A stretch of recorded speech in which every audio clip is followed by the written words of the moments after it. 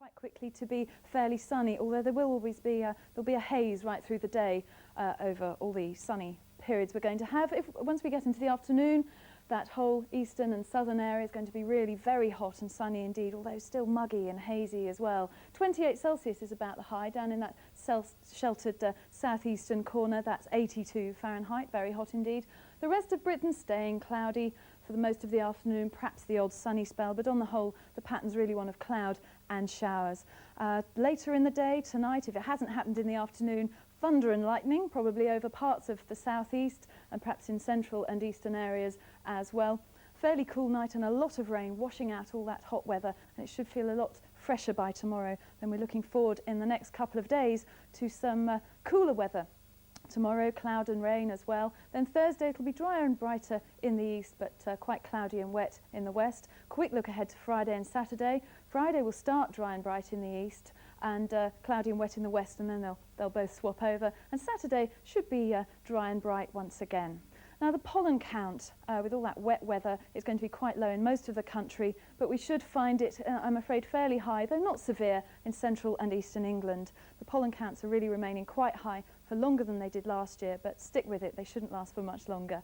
Mike.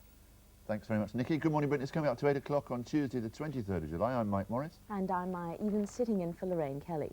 Coming up, we'll be talking to the father who's trying to raise money for a new centre for the treatment of cerebral palsy. On the entertainment front, we've got actor Richard Bryars, who'll be here to chat about his life on stage and screen and all other sundry matters. Don't forget that at 10 to 9 it's Whackaday with Timmy Mannett, but right now it's approaching 8 o'clock, which means it's time to cross to the TVAM newsroom to get the main national and international news with Lisa Aziz.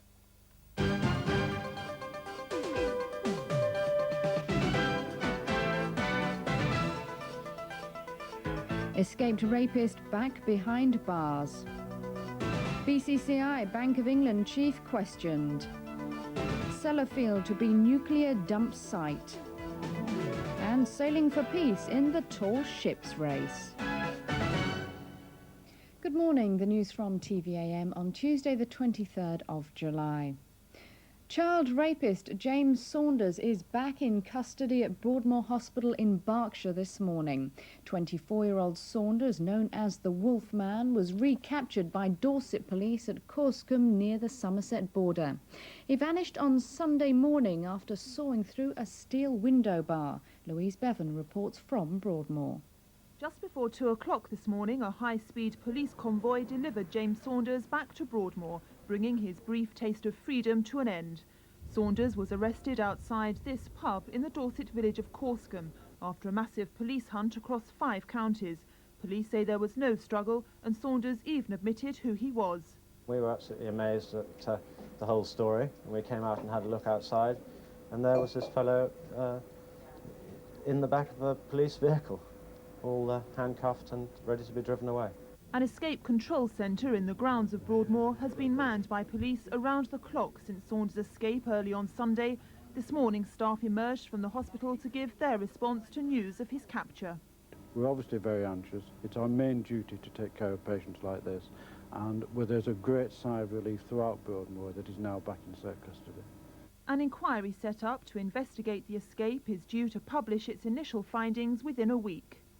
So James Saunders is back inside Broadmoor after more than 40 hours on the run. He'll now be admitted to a specialist ward for medical tests and will remain under observation for another 2 or 3 weeks. Louise Bevan, TVAM News, Broadmoor.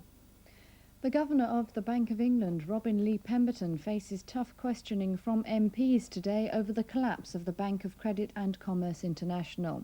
He'll be pressed by the Treasury Select Committee to explain how much ministers were told and why the Bank of England didn't act sooner. This from our financial correspondent Peter Coey. The Governor faces his toughest test yet this afternoon in explaining to the Commons Committee why it took so long to bring BCCI to book. He'll also be pressed on how much the Prime Minister knew and when, though he's likely to say Mr Major was briefed only in the most general terms. Meanwhile, in America, the district attorney who's been investigating the bank has alleged British authorities knew of serious problems as long ago as 1988. And in London, a former BCCI branch manager claimed last night Abu Nidal, the world's most wanted terrorist, had visited the bank to view his accounts with the full knowledge of MI5. And in a Commons debate earlier this morning, one MP claimed the Bank of England governor would be made to shoulder the blame in the coming inquiry. I would like to pay tribute to the frankness of the Governor of the Bank of England. I feel in the end, unhappily, that he will become the scapegoat. If Sir Robin fails here this afternoon to provide convincing answers to members' questions, his own future as governor will be seriously threatened. Threatened by what's being now called in America the biggest bank scandal in world history. Peter Cowie, TVM News at Westminster. The Consumers Association has described John Major's Citizens' Charter as a bit pie in the sky.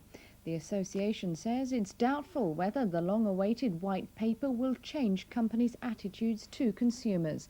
Here's our political reporter, Sean Holden. The Citizens' Charter, with more than 100 measures, is being held up as John Major's big election idea for the 90s. It promises guaranteed limits on hospital waiting lists. If necessary, the NHS will pay for private treatment. Compensation for delayed travellers on a privatised British rail. Performance-related pay for public workers.